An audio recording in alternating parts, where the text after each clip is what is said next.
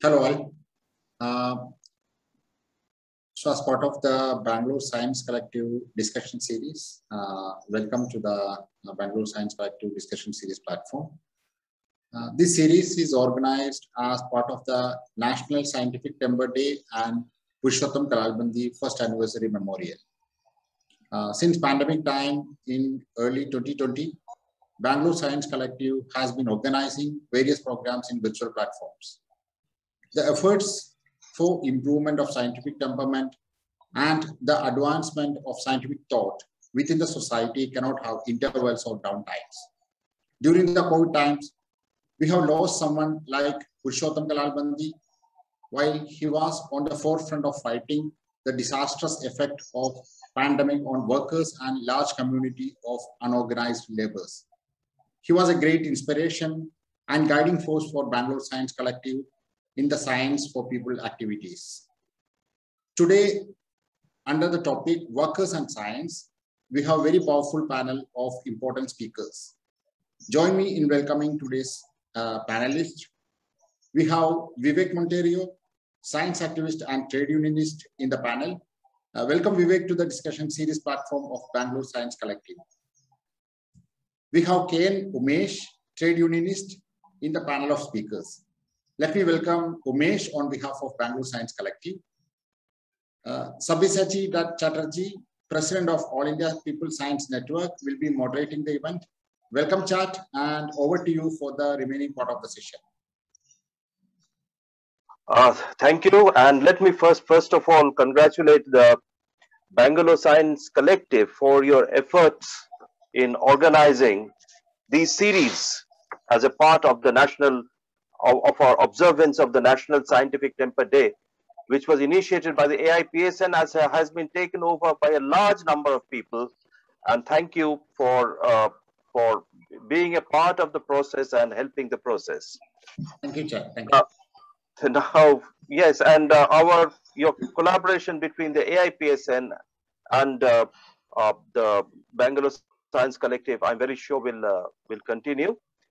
So before I would say a few words about the speakers, though Anil has also told about them, because I know them much longer than Anil has known. So I'm very happy to find here with us, my very old friend and comrade for 40 years, Dr. Vivek Montero. Like me, he is a physicist. He studied at the Caltech, did his PhD in the Stony Brook. Very interesting journey that he came to the working class movement through peace movement, that is anti-Vietnam War rallies in the US.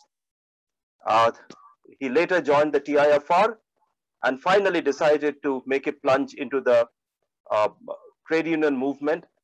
And simultaneously, he is one of the builders of the People Science movement in India, being a member of the executive committee of the AIPSN on the one hand, and he's the founder of the Navnirmiti. He's a trade unionist and a working committee member of the All India CITU. So it is very, very happy moment for me. Similarly, I've seen Comrade K. Umesh for also a very long time. May not be 40 years, but at least 25 years. And I saw him as a very active student leader. And if I may say so, I saw him as an argumentative student leader. I think he still continues to be so. And it is a great quality to place your arguments. He was, if I remember, he was a gold medalist in law from the Bangalore University. And I saw him make his transition to the working class movement. And he's also, like Dr. Montero, he's also a working committee member of the All India CITU and the state secretary of the CITU in Karnataka. I had the privilege of being with him, or whatever little I could, when the coordination committee was trying to help the migrant workers. I took their advice of the coordination committee to sit in a helpline, and it was a very pleasant experience for me. So today I now first would invite Dr. Vivek Montero, and it is a very important topic for many of us because we as scientists and people science activists, we as scientists consider ourselves actually as scientific workers. So with that, I invite first Dr. Vivek Montero. And as I understand, every speaker has about how much time, Anil? Anil, how much time every speaker has? I think initially we can have 15 minutes and then 15 minutes, is it? Is that the one, Ranjit? It's okay, okay. If that is how or you... even Please. no, we That actually each speaker, yeah, each speaker will get half an hour chat, and then we can split it also if you want. Yeah, 15 minutes and then some questions, and then 15 minutes, like that also we can do. Yeah. As they please. On the whole, every speaker has half an hour for their presentation. So I would first invite Dr. Vivek Montero to make his presentation in the subject of workers and science. I don't want to preempt anything. It is a very long subject, and they will choose their own focus. Very big subject here. Please. Thank you, Sabyasachi and Anil. Can you hear me? Am I clear? Yes, yes, yeah. I will begin by paying homage to the memory of Comrade Purushottam Kalabandi, who I had the privilege to meet a few times, particularly when the All India People Science Congress was held in Bengaluru. And it was really a very sad day when I heard that he had passed away while being in the forefront of working among the workers during these COVID times. He was a person who will always be an inspiration for workers and for all of us who are working in the science movement, since he was both. Today, I will begin by saying a few words about Nstd, National Scientific Temper Day. I thought perhaps Sabyasachi would introduce that. As you know, Dr. Sabyasachi Chatterjee is the president of the All India People Science Network. And it was under his presidentship that a resolution was passed in 2018 at the AIPSC in Bhubaneswar to observe August 20th, which is the anniversary of martyrdom of Dr. Dabolkar, whose photo is placed behind me, to observe that as a National Scientific Temper Day. The day that Dr. Dabolkar was martyred, 2013, 20th August, we were all at a workshop in Bengaluru at the Indian Institute of Astrophysics Sciences. And on that day itself, we passed a resolution that those who are trying to silence and stop the work of Dr. Dabolkar will not be allowed to do so. They will fail. We will take the ideas and the message and the thoughts of Dr. Dabolkar on a much wider scale. And I am happy to report to you today that over the last several days, there have been observances of National Scientific Temper Day in every state of India, including states like Mizoram and Nagaland for the first time this year through the efforts of the BGVS. In some states like Paschim Bengal and Andhra and Tamil Nadu and also Karnataka, there have been multiple observances in many districts. And the writings of Dr. Dabolkar They have been translated into many languages. I have had the privilege of translating two of his essays on scientific temper into English. Thereafter, it has been translated into most of the major Indian languages: Malayalam, Tamil, Kannada, Telugu, Bangla, Odia, Hindi, of course. And all these essays and articles and even some of his videos are available on the AIPSN website. So the message over the last few days has literally reached lakhs of young people all over the country. Why is it that we have chosen Dr. Dabolkar as an icon of the scientific temper movement? I will speak on this very shortly. The subject of today's discussion is workers and science. Well, both workers and science are intimately connected with work. And science itself has grown. The history of science is very much tied up with the history of technology, with the way in which work has been developing. And studies about the quantitative aspects of work. Thermodynamics begins as a study of work. I am not going to be talking about this. Thereafter, the relationship between the workers' work and the broader issues of society, they were taken up particularly by the pioneering work of Karl Marx and Friedrich Engels.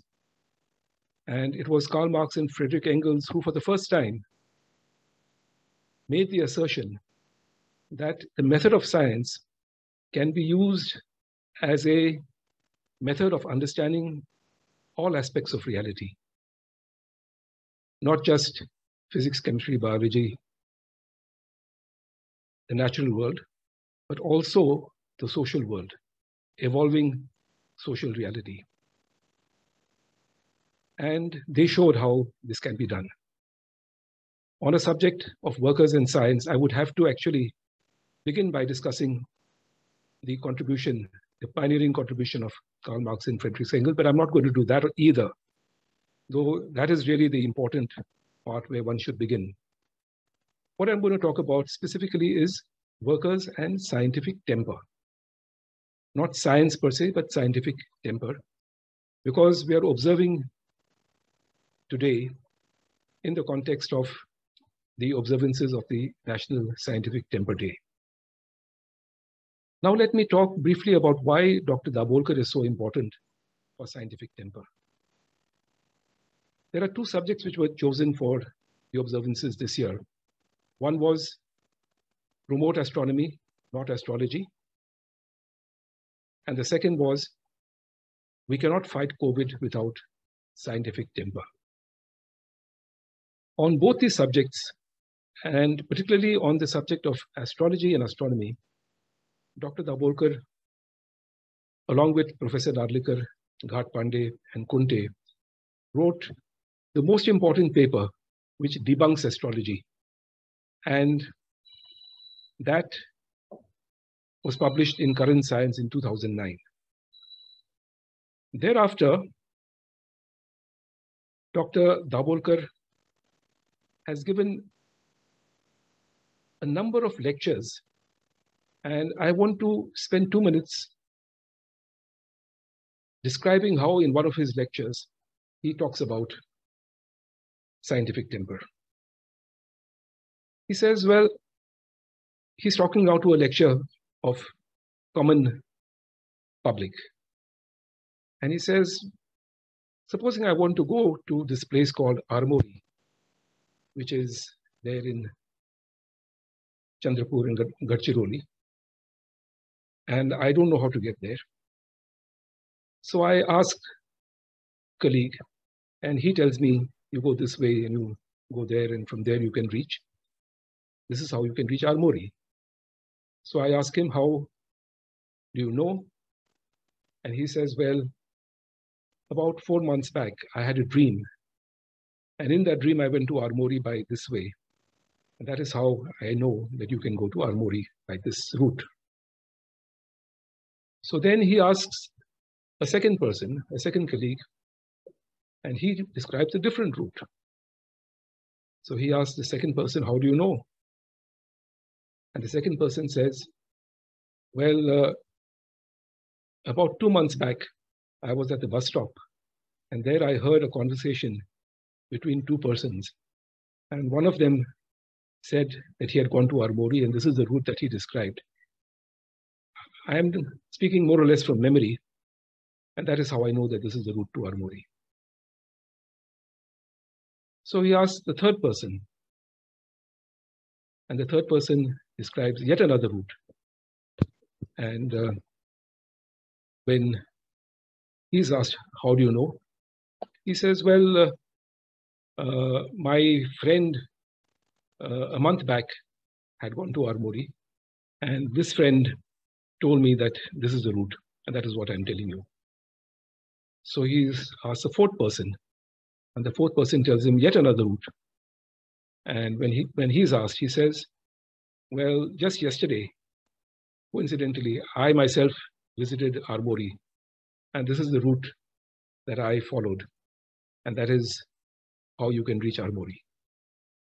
So Dabholkar asks, now, which of these four persons will you rely on? Which of these four persons will you believe? And clearly it is the last person, because that is personal evidence. And he says, well, the reason we believe the fourth person and not the earlier three is because of scientific temper. So you see, he is explaining scientific temper to a common audience. He has not used the word method of science. He has not used examples from science in any way, but he has explained in a very simple and a very direct and a very correct way about the importance of evidence-based reasoning, of arriving at conclusions, of believing something based on personal evidence, based on verifiable evidence. Dr. Dabholkar also has given the best one-sentence definition of scientific temper. In Marathi, it goes, Jevda Purava, Tevda Vishwas. Only as much belief as there is evidence for. And in these various ways, by writing scientific articles, by giving public lectures, by giving beautiful definitions, by giving vyakhyans in various languages, Marathi, Hindi, English, he has shown what it means to take scientific temper to a broader audience, to all the citizens. Sometimes writings on scientific temper are such that they are written by and are read only by people within the scientific community, the natural science community. But Dr. Dabholkar showed that one can do much more. One can take this to the common masses. He talked about universalization of scientific temper. And that is why he is so important, because he is perhaps the best and the most important pioneer of not just scientific temper, but universalization of scientific temper. The word universalization is important. Because my second point, which I will make, is that scientific temper is there in our Constitution, in Article 51AH, as a fundamental duty of every Indian citizen. But fundamental duties are not mandatory. They are recommendatory. They are part of directive principles. They are not something which is a fundamental right or a legal right. But scientific temper became mandatory in a different way through the Right to Education Act 2009. Because RTE mentions now, and as in Article 8, that it is a fundamental right of every young Indian citizen to have good quality education. And good quality education is defined in the National Curriculum Framework 2005 as not just access, but good quality outcomes. Without good quality outcomes, the right to good quality education is not obtained, is not asserted. And all of us will agree that you cannot have good quality science education without scientific temper. I mention this because today, the new Education Policy 2020 does away with universalization. And that is a very fundamental and basic flaw. That is why it has to be rejected. That is another subject. But today, the legal position is that scientific temper, through the Right to Education Act, through good quality science education, and of course, as a fundamental duty of every Indian citizen, today, it is a fundamental right of every Indian citizen. And if we have to achieve that, then it is not enough to write and address only the scientific community. We have to think about the problem of promoting scientific temper among everybody, among all citizens. That is what Comrade Purushothaman was trying to do. That is what Dr. Dabholkar did excellently. And that is why we have chosen him as, and his day of martyrdom as the day to observe the National Scientific Temper Day. Now, let me come to a specific subject which is very important today, which is the subject of COVID, the challenge posed by COVID. Of course, COVID is a scientific subject, but it's not only a subject for natural science, for medicine, for immunology, for biochemistry, for life sciences. It is actually a subject for scientific temper. And this you can see by looking at the COVID outcomes in 4 different situations, which I will briefly mention to begin with. One is COVID outcomes in the state of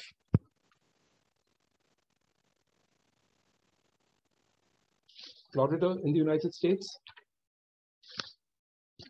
The second is COVID outcomes in the country of Cuba, which is just next to Florida. And I will also mention some figures for 4 states of India, which are Uttar Pradesh, Gujarat, Maharashtra, and Kerala. If you look at these outcomes and compare these outcomes, one finds a very important data is what is called the case fatality rate, CFR. One finds a wide difference in the CFRs. One finds a wide difference in the number of cases. And let me first talk about the differences in our own country.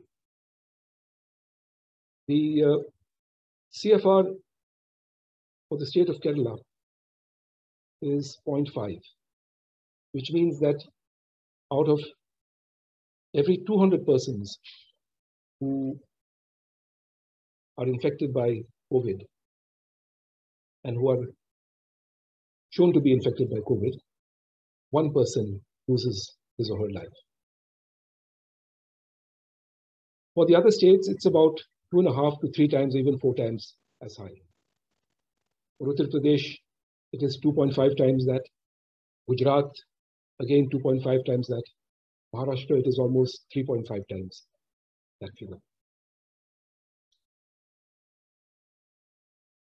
So this shows that it's not just a question of medicine or natural sciences. It's also a question of policy, of governance. And if you want to understand COVID and the COVID outcomes, we also have to look at governance. That point is also very clear if you look at the figures for Florida and Cuba, which I will just share with you. See, Cuba and Florida are very similar geographically. They're just 200 kilometers from each other. Florida has a much larger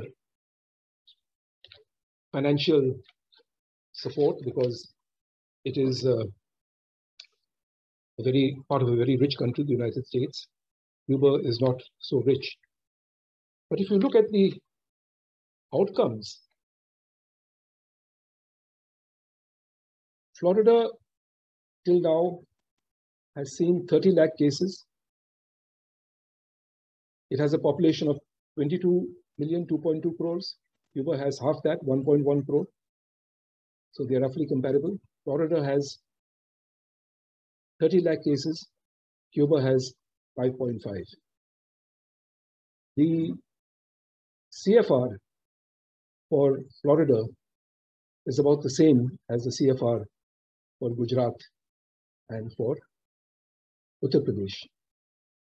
Even though the United States is a much richer country, it has much better medical facilities. Whereas the CFR for Cuba is much closer to that of Kerala. Kerala is slightly better than Cuba. The reason being that today, for political reasons, there is an embargo on Cuba, and medicines and particularly energy is not allowed to enter Cuba, which is why there is an oxygen shortage there created by the United States. So as we can see, I just mentioned these examples to make the point that we cannot fight COVID without scientific temper. Scientific temper means not just the natural sciences. Scientific temper means applying the method of science to a broader reality, including the social, economic, and political aspects. This is how scientific temper was defined in the 1981 Statement on Scientific Temper. So it is the second aspect of applying the method of science to the broader issues of society. And issues like COVID cannot be understood only as natural sciences. The broader issues are as important. And we have to get data from these broader issues, which are sometimes political issues. So what scientific temper tells us that we should not hesitate to enter political issues if they are relevant, if the evidence there is relevant to what we are discussing. Now let's take the state of Gujarat. And let me mention some data which has come from Gujarat.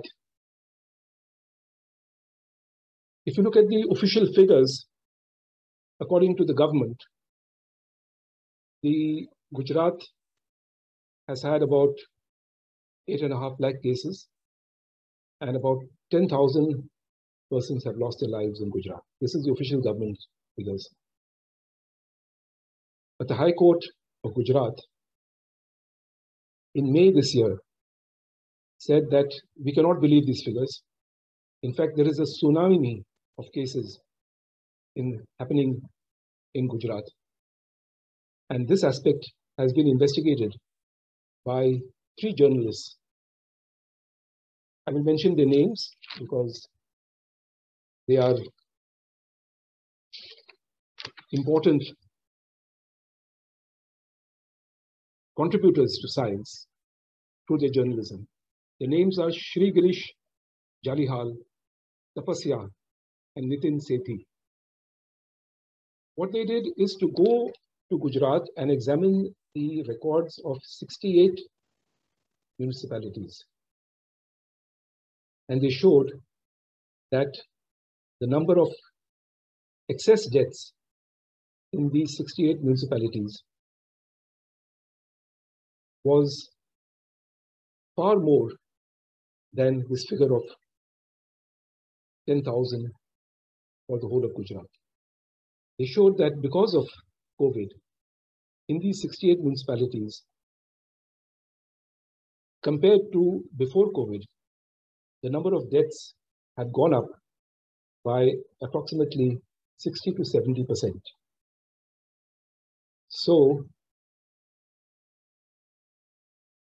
in normal circumstances, in Gujarat and in most parts of India, every year out of 1,000 population, 6 or 7 persons will die. That is the natural mortality. They showed that during the COVID period, this figure had gone up by 60 to 70%. It had gone up to 11 or 12 per 1,000 in these 68 municipalities.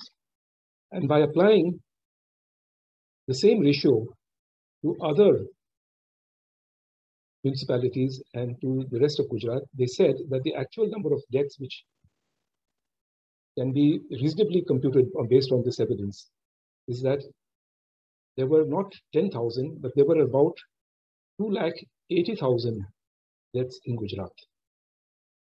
280,000 based on verifiable evidence. Now, similar comments were passed by the Uttar Pradesh High Court about Uttar Pradesh government efforts. There, the High Court said that what is happening is because of lack of oxygen, there is a genocide taking place. Strong words of a High Court, of the Allahabad High Court. And as opposed to this, the Chief Minister of Uttar Pradesh says that there is no oxygen shortage anywhere. And a person who had tweeted that, please provide oxygen, my father is dying, that person was charged, was with a crime and put in jail.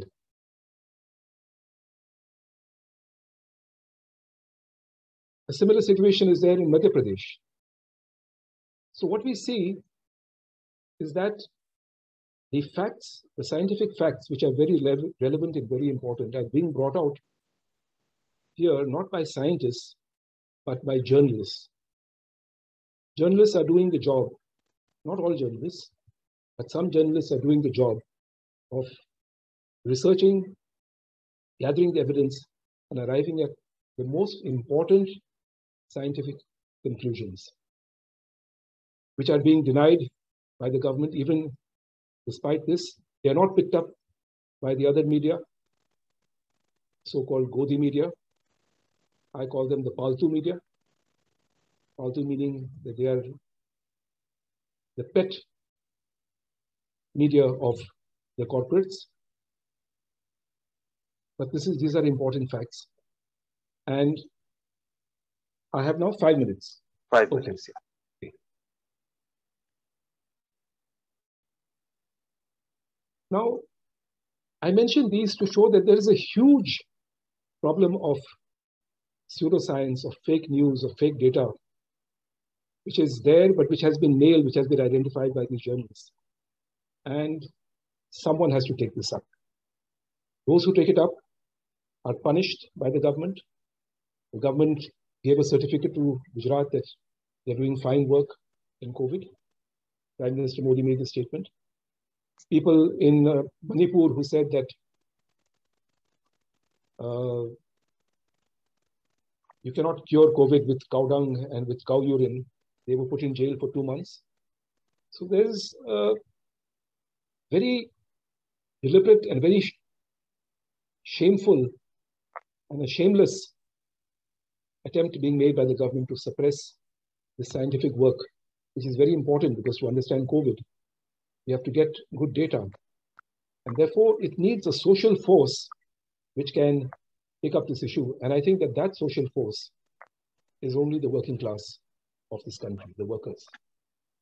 Through my union, I asked by workers who were from Uttar Pradesh to get data about their villages. How many deaths took place in their village in the months of April and May of 2021. And the results are very similar to Gujarat. I'm sure if we do, all of us in the trade union movement, if we get this data from our members, because many of our members have their roots in the village, they can get from the panchayat the data.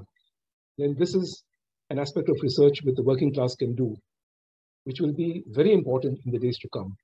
Because clearly, this government, which has failed to combat COVID, this government has to be brought to account. And for that, we need a force which can take up, if necessary, which can face the political consequences, and that is the working class. I will conclude by saying that for this, the work of promoting scientific temper in the working class is very important. Of course, we have many members of our unions among the ASHA workers, among the Anganwadi workers. All of these are frontline workers in the fight against COVID.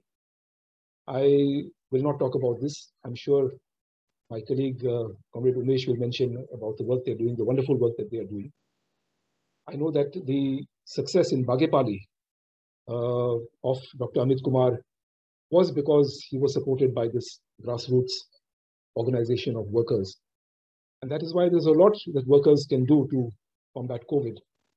I have come to the end of my time. I will conclude by making only one more comment, which is that it's here, the slogan, ask why. We need to ask why, and there are many questions that we have to ask why. Why did the government delay putting a ban on international flights till so long, contributing to the spread of COVID in a state like Gujarat? Why did the government delay placing orders for vaccinations? Why is the government not providing vaccinations for everybody? Why did it change its vaccination policy from May to June?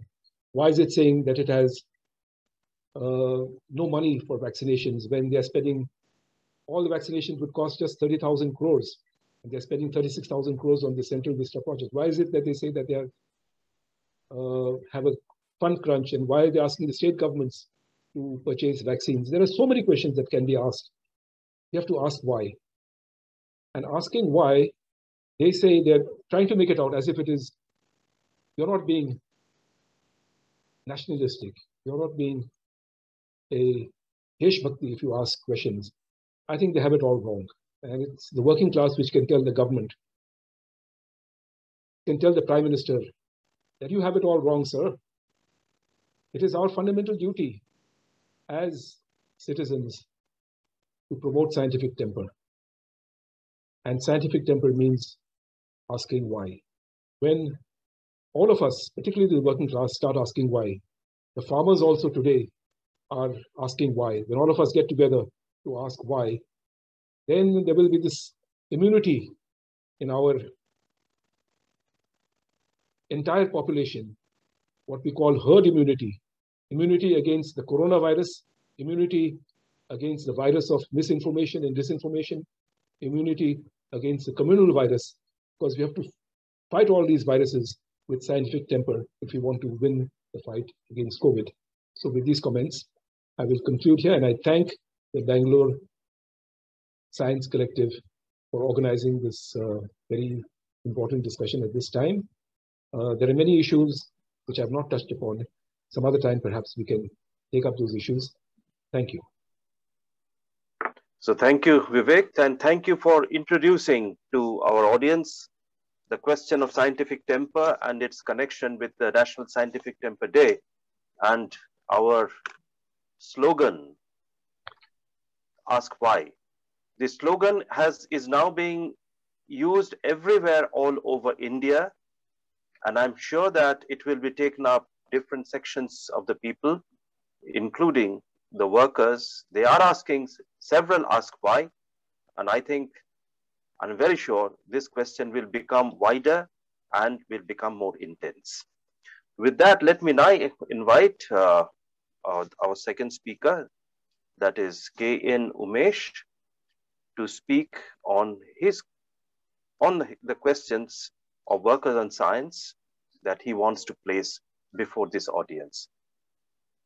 Please carry on, please. Yeah, thank you, Dr. Chatterjee, and I thank Bengaluru Science Collective, and again I congratulate them for having organized a series of lectures on the occasion of the Scientific Temperament Day. And anyway, as Dr. Vivek has already deliberated on how this Scientific Temperament Day came, and how Davolkar and the slogan of Ask Why, all these things he has already deliberated. Now the question that is there before us for this discussion in this evening is regarding workers and science. And of course we know that even in our schools as well as colleges, we have been taught science. And most of the time, we are aware that in our schools and colleges, this scientific temperament or scientific thought process is not been inculcated into us. As a result of that, what happens, a ordinary worker in an industrial sector, say for example, organized industry, who completes his ITI, Industrial Training Institute course, and comes and joins as a worker, you'll be taught only regarding that how to use this vernier calipers and such things, how to use his lathe machine, now CNC machines, all these things have come. And except that, nothing other things is been taught to him. Even regarding these directive principles of state policy, regarding that article, whatever Dr. Vivek was mentioning the other day, Dr. Chatterjee was deliberating on that. I don't want to go detail into it. Even that is not been taught to them, saying that there is a directive principle where there is a fundamental duty and where that we have to discharge. Anyway, these directive principles of state policy are not enforceable. In such a case, the workers who hail from a society where we have got feudal thought process as well as semi-feudal thought process, and which is bogged down with his religious beliefs and blind beliefs. So as a result of that, a worker who comes directly from that background and joins an ITI, and even school when he's not been taught about the scientific temperament and all, he comes to a factory, he carries that baggage with him of that blind beliefs and whatever the superstitious belief that we have got. Even though you will be working with a modern scientific and technological machineries, say like CNC machines, I have seen in some of the advanced factories where their productivity is as high as 290 compared to where they were supposed to do 100, they are doing 290. This is the productivity rate that they had. And where they work based on a second being divided by 100,000 fractions. Well, they work with such a advanced machines and they produce so much of products or goods with their scientific and technological advanced machines and all. We see that in the same industries, in the same factory, they do whatever we have got, that Ayuda Puja. In one factory, actually, where I was a leader, some German a director who came to a factory was asking me, yeah, I got a CNC machine worth of 90 crores being deployed here. And your people put this kumkum, marman and chandan, everything to that with all these flowers and all. What should I do? How can I understand that? You're just telling as a CA2 man, I think you understand it better. I can talk to you only this frankly. I can't talk these issues to your office bearers who are there. So this is the fate of affairs that we have got. We have got science on one hand, and we have got workers who work with this technologically advanced machineries, but they do the same things like this. So when German director says that, his Indian colleague says that, no, sir, it's a practice here. We have to practice that. I told him that, see, it is not a question of our workers, it's a question of this fellow who is there as your co-director, who says that we have to practice it. And he gives some money also for them to do that. Every year for Ayuda Puja, he allots some money for that. And your whatever budget is there, when I ask you for some hike in your salary, you will not give, but you will give it for Ayuda Puja, you give it for Ram Navami to be conducted inside the factory, and asking some pujari to come inside, priest to come inside and do all this priests and all. For Ayuda Puja, you will give 1 hour break for them. Ayuda Puja, after break, you give them leave. And for that, you give sweets. Okay, moreover, for Ram Navami, I think you know that Lord Ram's birthday will be celebrated. In some of the multinational companies which are owned by, for your information, I'm giving you this. A multinational company is there, let me not name it because it's a public program that's going on and they should not feel otherwise. That's been owned by a trust which is managed by German church. That trust actually for this Ram Navami gives 1 hour break for all workers. The same factory, if the worker comes 5 minutes late, they will not allow him to work. But for Ram Navami or Lord Ram's birthday, they celebrate it inside the factory and they give an invitation to President of the Union. Unfortunately, I was the President of the Union, to come and participate in the Ram Navami and take prasad. So this is the state of affairs that we have got. See, these are the workers who are supposed to be advanced section of the working class because they work in such a speed. If this is the fate of affairs in that such a factory, what about other small factories? That's what we have to think. So now the question is that why our working class movement, which was supposed to take the movement of working class, could not succeed with that sort of scientific temperament, asking pertinent political questions when that question arises, is because of the reason that they're bogged down with this sort of blind beliefs and other things. So given this sort of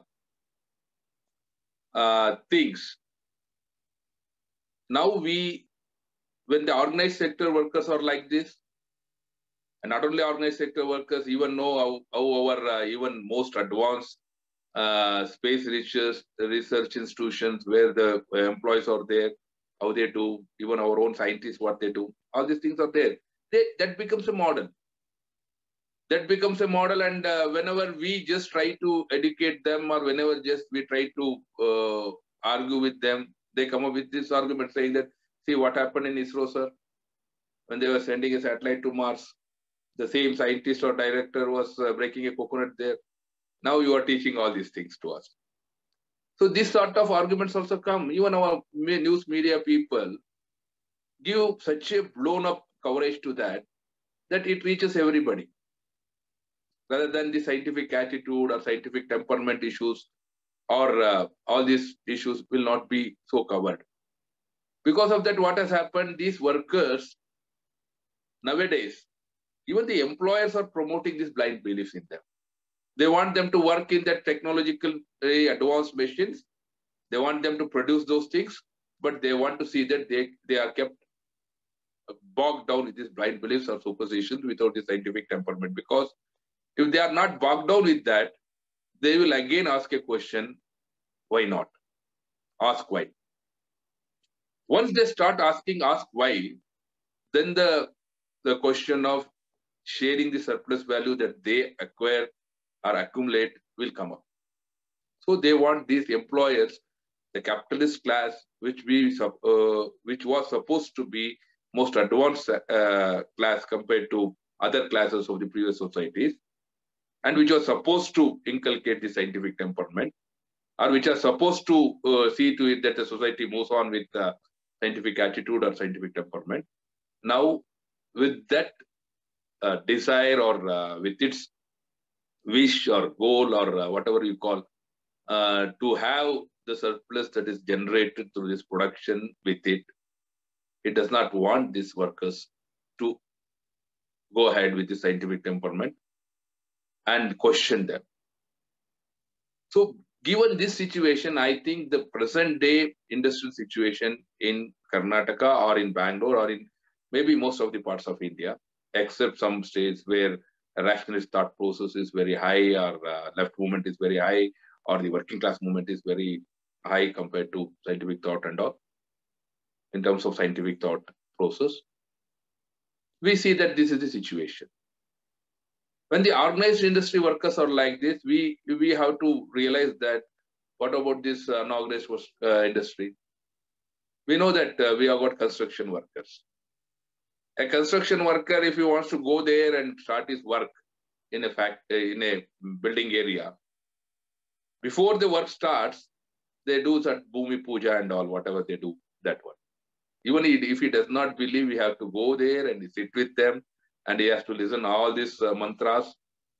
They do some mantras and all, and they do some pujas and all. And he has to go down there and say that, okay, whatever you are doing is correct. Otherwise, he will not get the job there. They think that this rationalist fellow is not coming to puja, and why should we hand over that work contract to him? This sort of process is also there. Similarly, other workers, even wherever they are, I was just listening to just in the morning some domestic workers.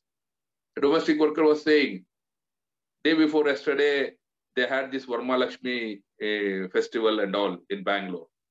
She said that today she came late to the meeting. I asked her, why are you late, so late? She said, day before yesterday, they did puja, sir, in that work, in our employer's house. And they did it for 2 days. And today morning I went, I wanted to clean everything, and I came.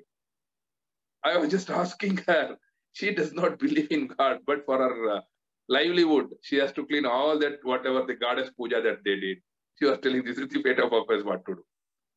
And that Saraswati Puja like programs or this Varma Lakshmi Puja that they did day before yesterday, she has to go there, she has to prepare everything for that. And afterwards, she has to sit for that puja as a domestic worker. And she said, if I don't do that, I will lose my job there. What can I do? So even if I don't believe, I have to do that. So this is the mass situation that we have got, mass psyche that we have got. So unorganized workers are like this, and while the organized workers are like this, now the task before us, we all people who believe in the scientific temper or scientific attitude, and we want this society to advance in a rational way.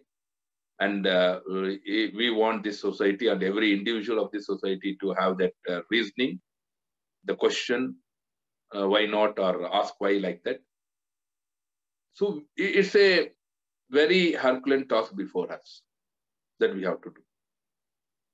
We know that we have struggles for charter of demands, and we fight and we negotiate for years. And after an agreement is done, I know that some of our workers, including my office bearers, where I am a president, they invited me to some temple to offer some puja. I asked them, why are you inviting me? They said that, sir, good agreement has been done. Thanks for you. At the same time, we should thank God also. This is the state of affairs that is there. Then I said, I will not come. Then said, no, sir, you have to come. You have to thank God. Then I said, I don't believe in God at all. How can I come there? I told. So then they say, okay, you don't come. But we will bring you prasadam. So given this is the state of affairs that we have got. And after a very good settlement been signed, the office bearers of our union, among 8, 3 goes to Tirupati and gives their shaves their head and come back, saying that we have done a good settlement. So this is where our state of affairs is. And how do we overcome that is what a bigger challenge that is there before us as a trade union activist, as well as a progressive movement activist or a democratic movement activist, as well as science movement activists. We were all there with us. Even this situation, and that too particularly the situation that is prevailing now, and we know that even in our Vidhan Saudha in Bangalore, every minister who wants to enter into office will do some big puja there and take some this Jyotishis, all those things and all. This they do. At the same time, as Dr. Vivek was talking about this COVID and all, yesterday I got one person to my office, Jyoti Basu Bhavan in Bangalore. He came to me and he wanted to talk to me because we have got one union saying that Bangalore District Unorganized Workers Union. He has gone there to become a member. They said that, no, sir, in our union, we are not having this particular occupation doing people as a members and all. Then they sent him to me. I asked him, what do you want? He said that, sir, I want to become a member of Bangalore Unorganized Workers Union. I said, what are you doing? He said, sir, I am a pujari. I am a priest in a temple. I asked him, okay, Baba, you are a priest in a temple. You want to become a member of Unorganized Workers Union. Why do you want to become a member of Unorganized Workers Union? He said that, no, sir, if I become a member of Unorganized Workers Union, then I will get this Ambedkar identity card, smart card from Unorganized Workers Social Security Board. And once I get that Social Security Board card, I will get that 2,000 rupees relief that has been given for COVID and all. So this is also there on state of affairs. Then I asked him, okay, you can also be termed as an unorganized worker because what work you do is separate, different, because Unorganized Workers Act says 2008 that one who is not covered under PF, one who is not covered under ESI, and one who is not covered under the Gratuity Act will be an unorganized worker. And you are a pujari in some temple, and that temple has been closed for 2 months. You don't have anything for your livelihood, and you are also eligible to get this relief, no doubt. I was just telling them. So this is also there on one side. They want the unions to further their professions. We know that in Tirupati, Tirumala Devasthanam Trust, we have got our workers' union. Our red flag will be flying there. Every May Day, they will celebrate a May Day there. In Rameshwaram, except head priest, every others are in our union. We know all those things. So on one stage, we have got these things, and another stage, we have got these things. Given this situation, now we have to think of how to inculcate the scientific temperament among our workers, not only workers, working class workers, even our agriculture workers, and many of these workers. So given having all these things in our mind, we have got other section of workers also with us. See, our Anganwadi workers, our Panchayat workers, our Asha workers, our midday meal workers, all these workers who are there with us, in this particular this COVID situation, they were all frontline workers, they were working. We know what they used to do, how they used to work and all, and what relief that they used to get if they are COVID positive, and if there is a death in their family, and if they succumb to death because of their work and all. So all these things are there with us. So now we have to see that as a science movement activist or a trade union movement activist, that how do we see to it that our directive principles of state policy that is there in our constitution are being brought to a practice, and how do we inculcate in that? Recently, when previous government was there was an attempt to ban these all superstitions. There was they brought a bill legislation they wanted to bring, banning all the superstitions and all. That bill was prepared by National Law School experts and all. And we had a movement in Karnataka also, of which even AAPS and BGVS, all our science activists were also part of that. We as a CA2 were also part of that. Some of the Swamijis were also part of that. But better, comparatively better, rational approach, having people who are Swamijis. They were also part of that. But we could not totally succeed in that. And there was such a big counter campaign against that. They went on saying that, see, these people, say radical people or rational people or left people or whatever they brand us. And they used to brand Pansare or the Polkar like that. They used to started campaigning against her. But there was a big campaign compared to previous days. But we could not succeed totally in that. So given this situation, I think that the working class struggle that will take place, whatever the situation that we are seeing, the government that is bringing in laws or policies that are there, codification of labor laws and all these things, and the crisis that we have got, the losing of jobs, unemployment, as well as other crises that we have got. We have got this digital divide, digital haves and have-nots, even their own children not having this education and all. I think all these things will create a situation, as we have know, that our peasants are on their protest since November 26th of 2020, and our working class struggles are going on. Last November 26th that we had our general strike, in which 25 crores of workers participated. And now, because of this COVID and lockdown, the distress that is there among the workers, particularly unorganized workers as well as organized industry workers, this is creating a situation where every worker is coming forward in this COVID-like situation also, amidst of this lockdown and all, for protest struggles. And thousands of numbers of workers are getting organized in spite of this lockdown and all, violating the whatever the this restrictions that police are putting, that we are seeing.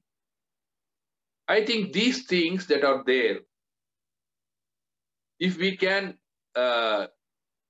campaign seriously on these issues, that COVID and lockdown, this lockdown had an impact of even our temples and masjids and churches being closed down. Even our so-called Jyotishis who used to come on our TVs every day morning to tell Jyotishi or astrology to us, were not seen for all those days of when this COVID was at its peak and when this lockdown was there. No such program used to come in our TV also. And this situation is creating a sort of situation for even these people, these workers who were just bogged down in these blind beliefs or superstitions or this whatever the practices that they were practicing, also to have a question themselves, saying that whether this is going to help us or not. So if we can properly harness this situation and take this issue of scientific temperament now, both to the organized and unorganized workers, I think we will be able to okay, thank you. We will be able to make some progress, and that we have to do. So with that thing, in the end, I wish to say that, yes, the trade union movement as well as the science movement, if you work together and try to create this awareness among the workers and the masses of workers and masses of working class, definitely the goal of working class movement as well as the science movement will be comparatively better achieved if we work together. I hope that this sort of series of lectures that Bengaluru's Science Collective is organizing, so that will help for the trade union movement as well as the science movement to come together and work together jointly, collaborated, along with our AIPSN team that we have got, maybe BGVS or other science movement people, so that we can further this movement that we wish to do and see to it that our working class will be firmly footed with scientific thought process. We have to bring that thought process into their minds, and we have to inculcate in them scientific temperament as well as scientific attitude. That is the dire need of the situation. Warrants that. In that, with these words, I thank you all again for giving me this opportunity, and I congratulate you all for organizing this series. And I thank my colleague, Dr. Vivek, also for giving us first introductory intervention in this discussion. Thank you. Thank you all. Dr. Chatterjee? Yes, please. Thank you very much. Thank you very much, please. Now, there are questions. You can, I would say that the question can be just asked directly, and we shall try to see that they're kept brief. Anil, is that fine with you? Yes, Chach, we can. Yeah, maybe there are. Yeah, there are some questions coming outside the meeting from Facebook as well. So let's see. Can you read them out, please? Can you read them out? Yeah. If you can read a few of them, then both the panelists can take them together. Can you please?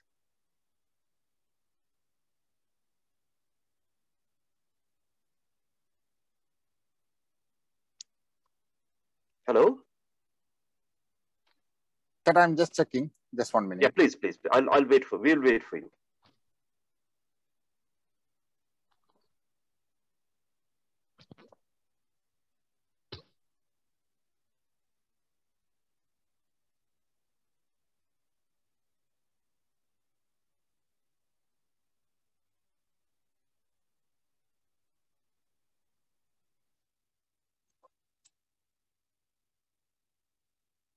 Sir, the questions from Facebook may take a bit time. So other people who are in the meeting. And anyone else, please. You can begin, please. Directly. Anybody from the. Who wants to speak?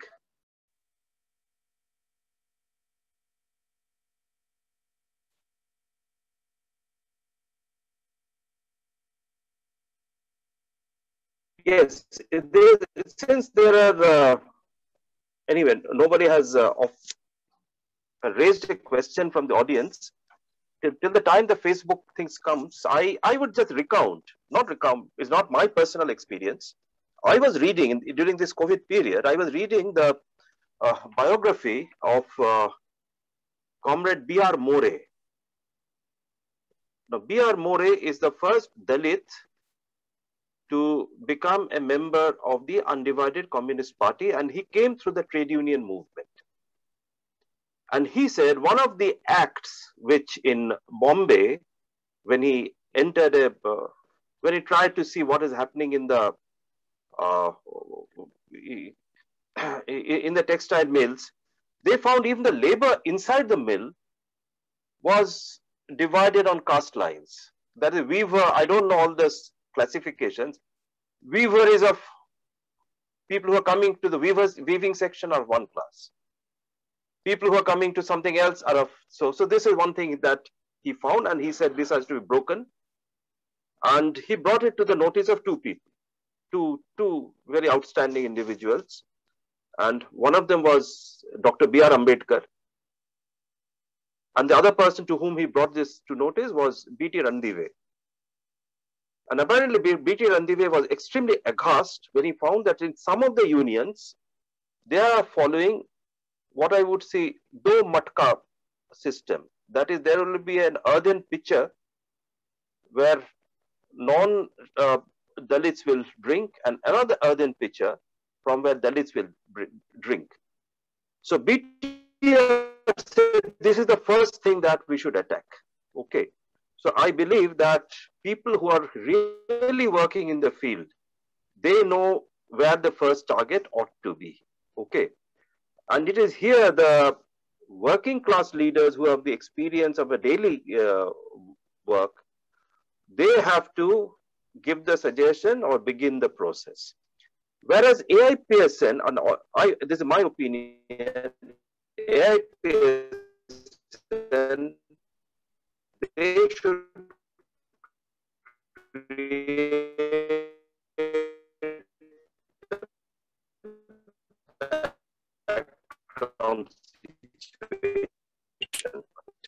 They're in support of this. Yes, I'm working on a daily basis. This is this, and subsequently also. Yes, please, Vivek. I think you have to repeat, Chad, once more what you said. Your voice dropped for a while. Okay, no. Okay, see, no. Lastly, what I would say, as I said, that there were this system of division of, of certain kind of skills within the factory in Bombay in those days were also found to have a caste division. So B.R. More had brought it to the notice of B.R. Ambedkar and B.T. Randive. And Randive said that one of the first things that we should do, that there is still in some of the union offices, two-pitcher system. Okay, we should first break that.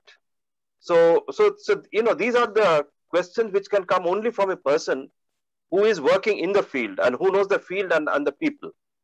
So I believe that this should begin from the TU, and the AIPS and the PSMs would do all the background work to create the situation and lend support on, or even to maximize the support. This is what I feel. This is my an opinion. Okay, this is just an opinion that I'm expressing. So there are questions, please.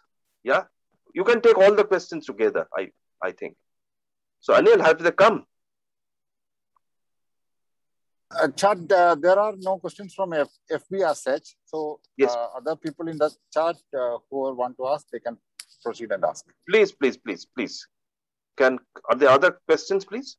Or you can begin with a comment on this, if then subsequently others will come.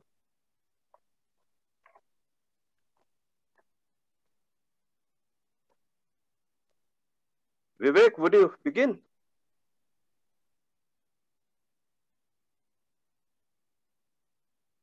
Or Vivek Okay. and Umesh, you can decide who should begin. Let me begin some discussion on this issue.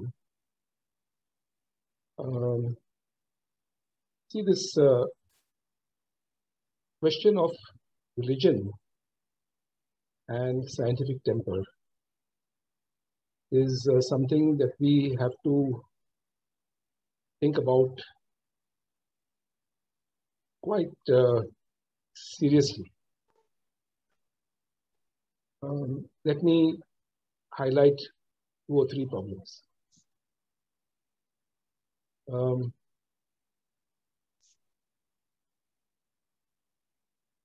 We have a mandate now, constitutional mandate, to promote scientific temper in all society, among all citizens. My question, I think, the question that we have to ask is that therefore atheism a necessary condition for scientific temper? And if atheism or a rejection of all religious practices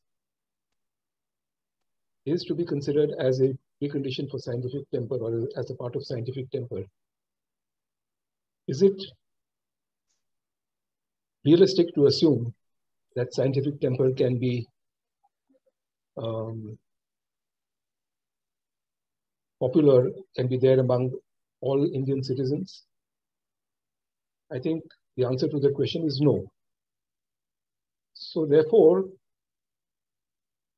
if we are thinking about scientifically, if you are thinking scientifically about universalizing scientific temper, particularly among all citizens, then we have to have more thought about what is the aspect of scientific temper that we promote, accepting the fact that the majority of Indian citizens will, at least for the near future, foreseeable future, they will continue to have their religious beliefs.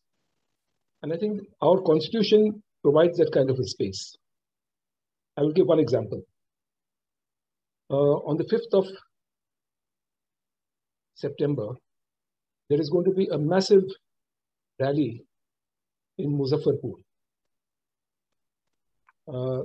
which will be organized by the farmers, and some of our workers also will participate in that rally. Massive rally of several lakhs. Now, as you know, Muzaffarpur is famous for being a district where there were very vicious riots, communal riots took place just a few years back. But the message of this farmers' rally on the 5th of September is going to be that this is a rally for expressing the unity, the class unity of the farmers, for expressing communal harmony, for opposing communalism. This is explicitly part of the agenda of that meeting. Now, I don't think that the vast majority of the farmers who will gather there will be atheistic or will not support or will not be adherents of their own religion.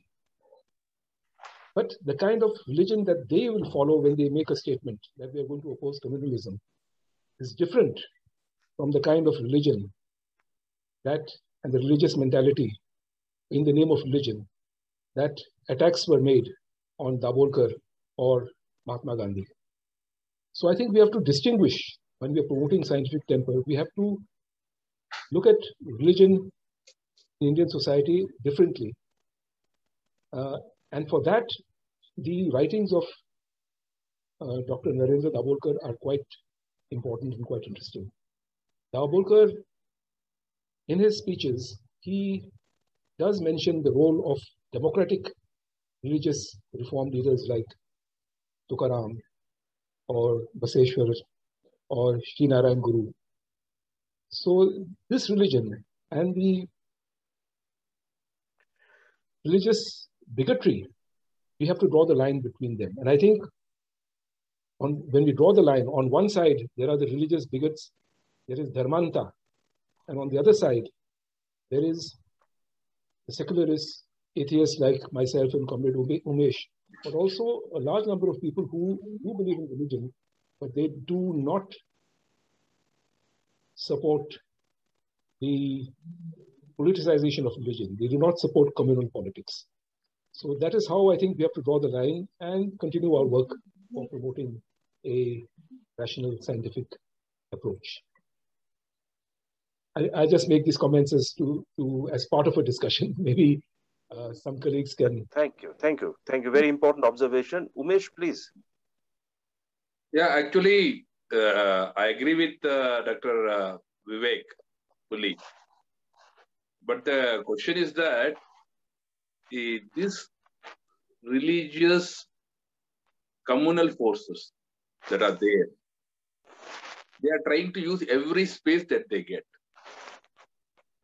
So how do we block that space from being used for their communal purpose is what the question is. And they try to instigate at every occasion that they get to see that they polarize them. And definitely cutting across all these things, in spite of having all these problems with them, they will join together. Workers and working class will join together. That we have seen. And at the same time, what Dr. Chatterjee was saying, that there are some offices where they used to practice this the pot system like that and all. As a trade union movement, yes, whatever BT Renadeve has said is correct, that we have to do. Similarly, in this issue also, as Dr. Vivek has rightly pointed out, drawing that line, we have to see that how we overcome this situation that we are put up in present juncture. And we have to demarcate that. We can't expect everybody to be atheist like us. But we should not allow those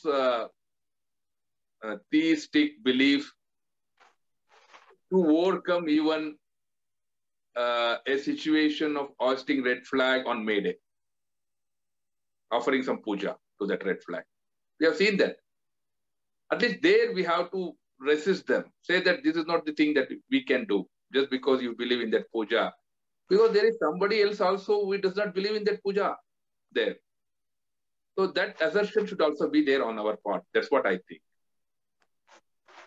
So thank you, please. I saw one question from one of our colleagues, Sanjeev, that what is, perhaps Vivek is very directly connected with it, what is the kind of role that a revival of something like the mass literacy movement can play? And Vivek, your role in the Navnirmiti and teaching programs, how do you say that you as a trade unionist find your place there, and that experience helps?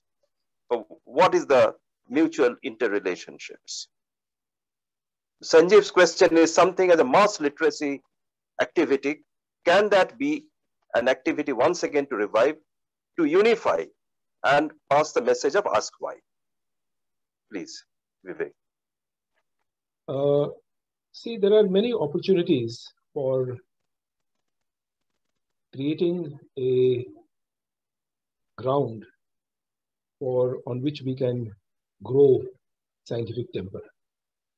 And creating that ground is important before we can, start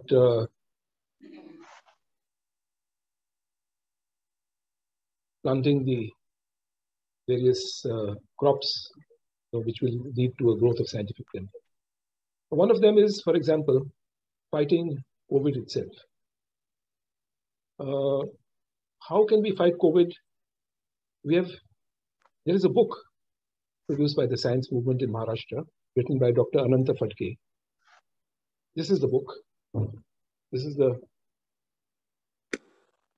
I'll read out. It is COVID Sathi Pasun Bachao Kasa Karaycha. How do we protect ourselves from the COVID pandemic, COVID disease? And there are many questions which everybody has, in which simple scientific information is given. So a situation like COVID, in this context, we can also discuss about what is a virus, about the evolution of viruses, about the role of viruses in evolution, about the theory of evolution. And this is, I think, a work that we have to do constantly as part and parcel of our other everyday trade union work. And this is something, particularly in the context of COVID, that we have to continue. And while doing all this, two things have to be stressed. One is that it is the method of science that can help us to address the issue. During COVID, all the temples were closed, all the churches were closed, all the mosques were closed. So the gods could not come and help us to overcome COVID. We can make statements like this at times like this. And even those who were within those temples, all of them, when they fell ill with COVID, the gods did not come and save them. They had to go to hospitals where was, put themselves in the hands of science. So scientific knowledge is different from this other knowledge. So we have to create a respect for scientific knowledge, strengthen the credibility and the belief in science and the scientific approach. And while doing this, then we have an understanding of what is the method of science. While doing this, we can also ask... Anil? Yeah? Anil, you wanted to announce something, please. Please let us hear. Announce something, yeah please. Yeah, please. Chat, you want to ask the question, which is there in the chat box? Okay. Yeah. We'll see. Yeah.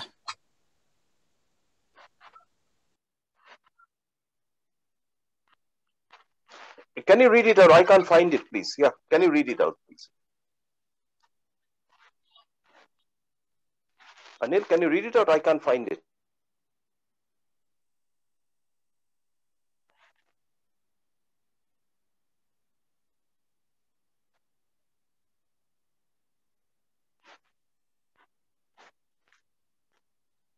Anil?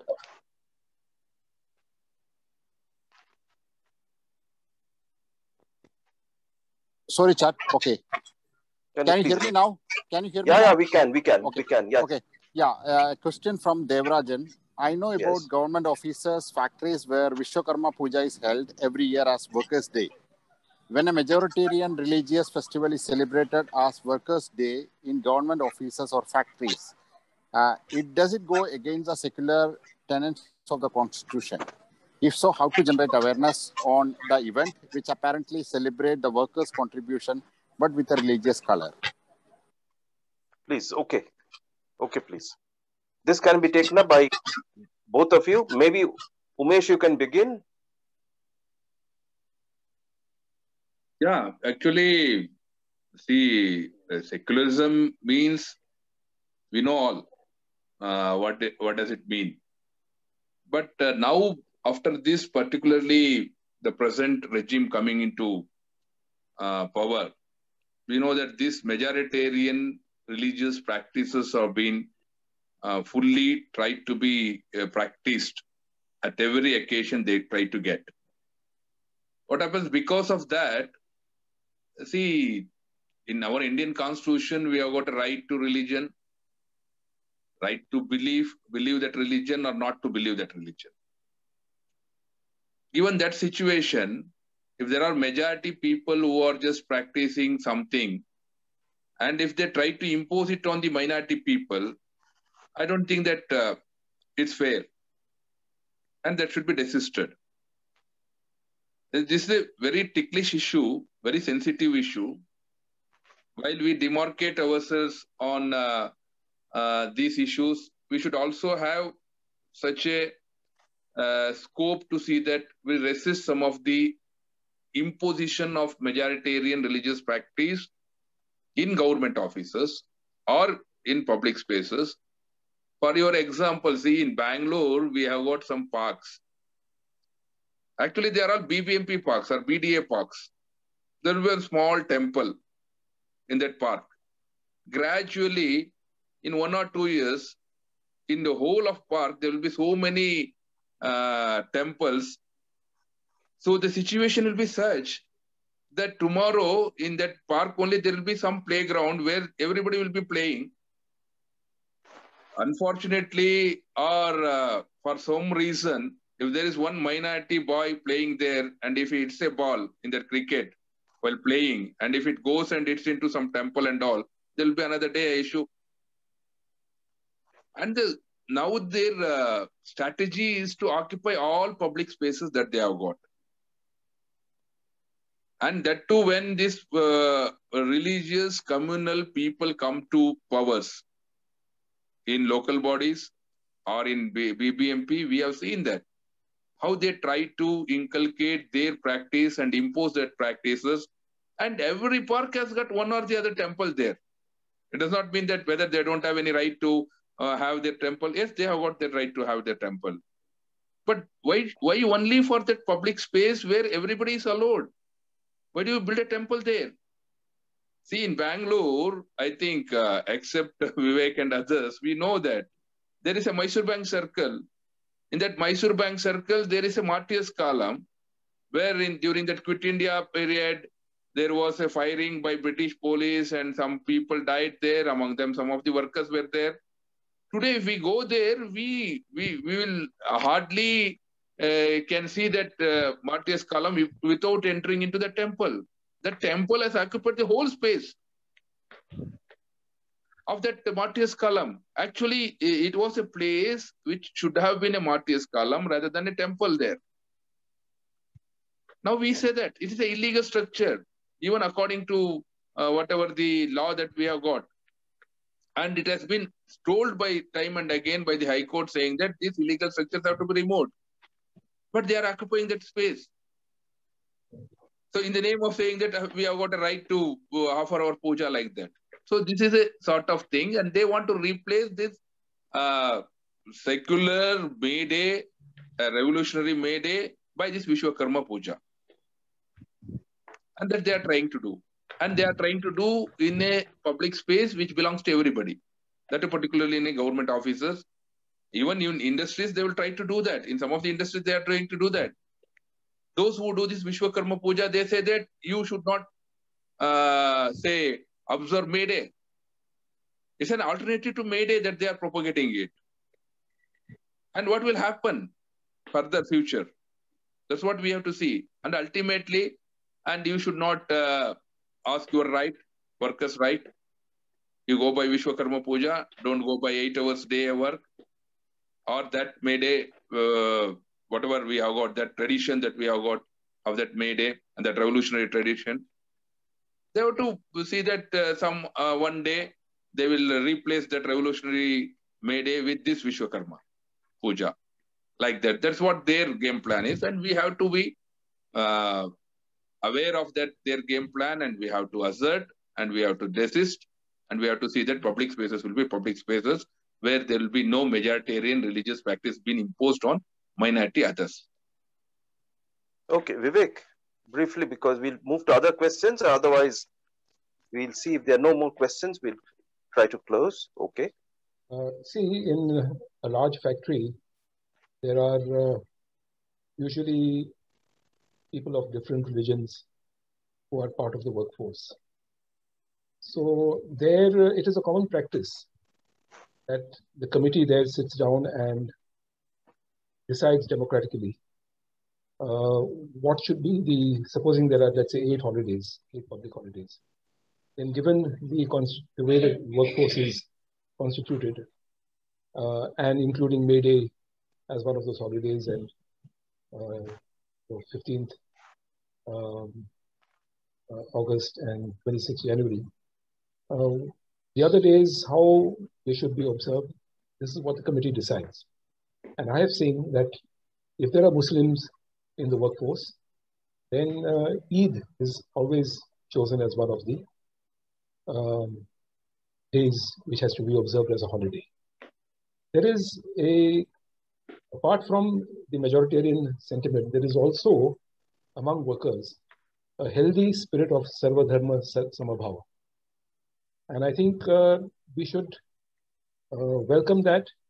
And in the present circumstances, we should also observe days where we do discuss the importance of Sarva Dharma Samabhava in our Indian situation. For example, yes, they are trying to expand their space. What is preventing us from expanding our space? So we should observe also along with our May Day and along with 15th January and 15th August and 26th January, we should observe National Scientific Temper Day, August 20th. We should observe the Ambedkar Jayanti. In the month of April, there are a number of, very important days, including birthday of Mahatma Jyotiba Phule. 26th November is not just Constitution Day, which is something that I think we should observe in a very big way this year, but it is also the anniversary of martyrdom of Hemant Karkare, who was the foremost fighter against terrorism. Okay, so when we observe along with Constitution Day, the martyrdom day of Hemant Karkare, we talk about what Hemant Karkare stood for. So I think it is for us to expand the secular space, the secular democratic space, the space which celebrates the values of the Constitution. And it's by doing this that we will, gather in more and more people on this side of the line, and we will isolate those who are on that side of the line. Thank you, please. Anil, I think, as you said, we have crossed our limits, is it? Shall we, time to conclude? I have a small question. Yes, Prabha, please. Yes, just now. So please carry on. Yeah. I was heard about Vishwakarma Puja in factories or in government institution, wherever it may be. So what is the difference between earlier common puja or earlier general puja and the present Vishwakarma Puja or Vishwa Brahma Puja? What is the difference? Earlier also there was a practice of puja in public places, in factories, and even in secretariat. So we are actually witnessing from the difference. What is the difference now? What we are actually finding? Yeah. Okay, please. Any one of you can take it, please. No, actually, according to my knowledge, in government offices, this Vishwakarma Puja was not so rampantly observed. Vishwakarma Puja is being observed as an alternative to May Day. They say that Vishwakarma Day is the actual workers' day. And we as a trade unionists, we say that it's a May Day, which we observe. It's an international May Day. So actually, whatever this Vishwakarma Puja was being observed, as it was observed by some section of the people, and we respect that. They have got their right to observe a puja in which they believe. But observing that puja in a industry, particularly where they used to observe May Day, instead of May Day observing Vishwakarma Puja is what the question is. And national festival holidays are there. Vishwakarma Puja is not a national festival holiday. Until now, they have not declared it. Maybe if Modi repeats third time, he may declare that also as a national festival holiday among all this, whatever we have got. So that is there. So whatever the question that Madam Prabha was asking, yes, it was being observed, but not in public spaces like secretariat or industries earlier. Many did not know what this Vishwakarma Puja was at all. Many of the workers did not know. It was not even in their remote corner of their thought process. Now they are just trying to inculcate it. Yes, they have got right. Let them do that. We don't say that no. But why should they impose it in secretariat? Why should they impose it in Vidhan Sauda? Why only now? Why not earlier? It was been observed in Vidhan Sauda or secretariat or government offices. Is what the question is. Yeah. Okay then. I'll briefly respond to this. Please, yeah. Vivek. I think as Comrade Umesh has correctly pointed out, this has increased only after and as a part of this government being in power, this party being in power, both in the center and also in your state right now. So the best, I think, remedy for this is to get this party out of power, both in your state as well as at the center. That is where we have to focus. Yeah, that's true. The problem will solve itself if we do that. Yes. Dr. Chatterjee, actually for your information, when I was an SFI activist in Kudremukh Iron Ore and Company Limited, the INTUC lost its power. INTUC president was not elected. BMS got elected. Then BMS union decided that we will not observe May Day. They decided that they will not observe May Day. Instead of that, they observed Vishwakarma Day in that Kudremukh Iron Ore Company. That time, what happened? All the CA2 people and INTC people joined together. They wanted to observe May Day. So official union did not observe May Day, and these who were all there, not official union, but others who were not in the office of the trade union, who were not leading, who were not elected, they observed a May Day, and they invited me as a speaker for that. And said that SFI leader will speak. So these sort of things were happening, but they used to resist it like that. That tradition is there in India, in Karnataka situation of the industries. But unfortunately, it is not there in the government offices. That's the situation. Okay. Vivek ji, is there any homage to remove this, what Modi's government? I think the last few assembly elections were, quite a step forward in that direction. Yes. So we have to continue that work and make it. Yeah. And this meeting on the 5th of September, I think is going to be a big step forward towards taking that task forward. So Anil, is it time for us to conclude? Yes. Then I'll tell a few words. Okay, thank you Yes. very much. Thank you very much. And So I want to thank,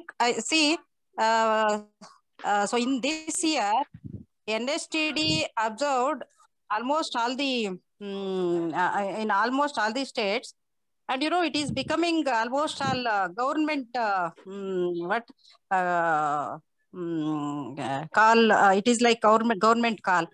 So anyway, this credit must goes to Vivek ji and then our Aruna, because these two persons actually what proposed this Nstd in our conference, Congress, 16th Congress. Anyway, this sort of actually innovating actions. We are actually always reactors. Now we are actually taking the position to put our agendas. So in such a way, so Vivek ji actually did a good job with Aruna Bo. So my special thanks to Vivek Montero ji. So on this occasion, Nstd occasion. There's AIPSN which has really taken this program, to all corners of India. I think we can all collectively, justifiably take pride in this very magnificent effort which has happened over the last few years and this year particularly. So okay, thank you. As we come to the as much as contribution as any of us. Yes. I hope in future. No. Okay. Your point is made, Prabha. Your point is made. Your point is made. Yeah. So as we come to the conclusion now, let me first thank both the speakers for that exposing us to really the nature of the problems that faces the nation. And in this, the ask why kind of projects are going to be first steps in creating finally a national narrative, which we have to build. This being the 75th year of India's independence, I know every section of the society ought to celebrate it.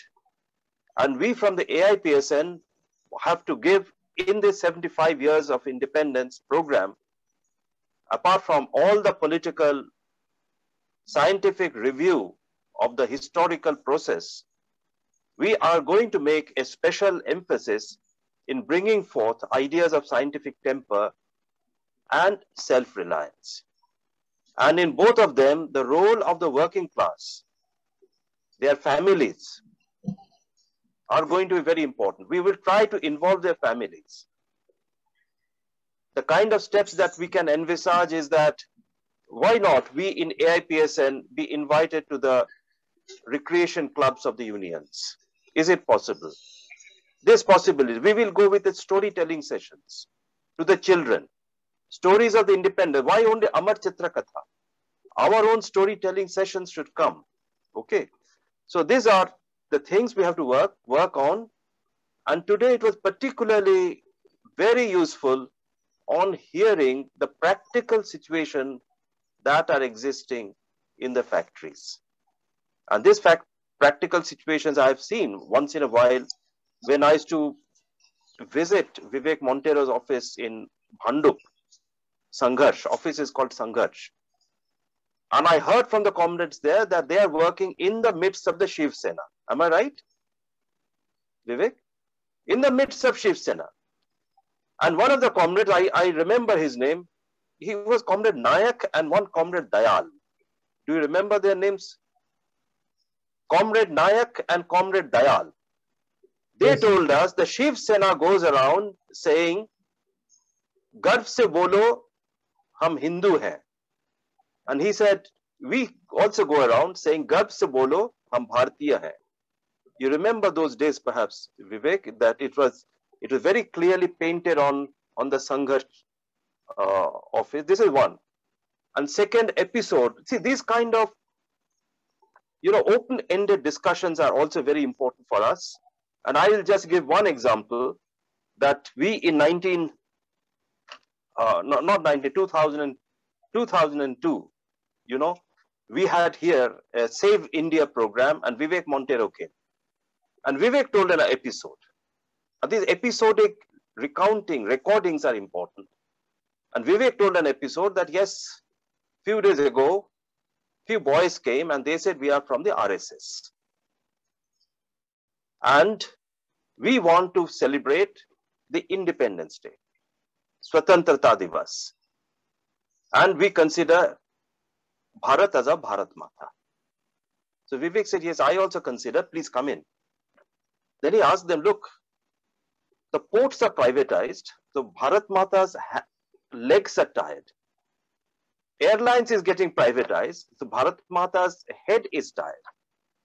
So Bharat Mata, this is tired. This is tired. So which part of Bharat Mata is really independent? You please tell us. I think these kind of episodic conversation issues also give us lots and lots. And we in Bangalore would like to interact more frequently with our CITU leadership to get these episodes, collect these episodes, convert them into educative material. This is a task before us, and I think this collaboration between us, which is, I would say, still at a very inception stage, will grow further and take the concept of scientific temper, self-reliance forward, and really a meaningful celebration of the 70 years of Indian independence we can look forward to. So thank you very much. Congratulate again the Bangalore Science Collective. And this is a very fitting way to remember our comrade Purushottam Kalalbandi, who was a trade unionist. And in the end, he was really keeping the bridge between the construction workers on the one hand and the scientific workers on the other. It's a very fitting observance that you have done, and I congratulate you. And collaboration between AIPSN and your organization, Bangalore Science Collective, will continue because there's a tremendous overlap, okay? Tremendous overlap in your aims, objectives, and the aims and objectives of AIPSN. Thank you very much. Anil, last words from the organizers? Chat, Anil is left. Anil has to leave the call, so I will conclude. Yeah. Yes, Comrade Ranjit. Yeah. On behalf of Bangalore Science Collective, Comrade Chatterjee, I would like to thank you for moderating this session, and also Comrade Vivek and Comrade Umesh, sharing their experience and their viewpoints on workers and science. Yes, as Comrade Umesh mentioned, we need to work together. I think Bangalore Science Collective, as Comrade Chatterjee mentioned, our founder, Secretary Purushottam Kalalbandi, he was always talking about this, how to reach out to workers, and masses, how we can reach out to their children, how we can talk to them about the importance of science. This is what Bangalore Science is also looking forward. And definitely, we will come up with more and more such programs. And I'm very happy to collaborate with even the workers in Bangalore and also other part of Karnataka. And we should take this momentum. And I think we will come up with more and more such programs. And we will be in touch with all of you. And thank you very much again for joining us today evening and in observing this memory of our beloved Comrade Purushottam Kalalbandi and also the National Scientific Timber Day. Thank you all once again, and thank you all who participated today and for asking the questions. And asking questions is always important for all of us. So thank you again. We'll be in touch. Thank you very much. Thank you. Thank you, please. Thank you. Thank you.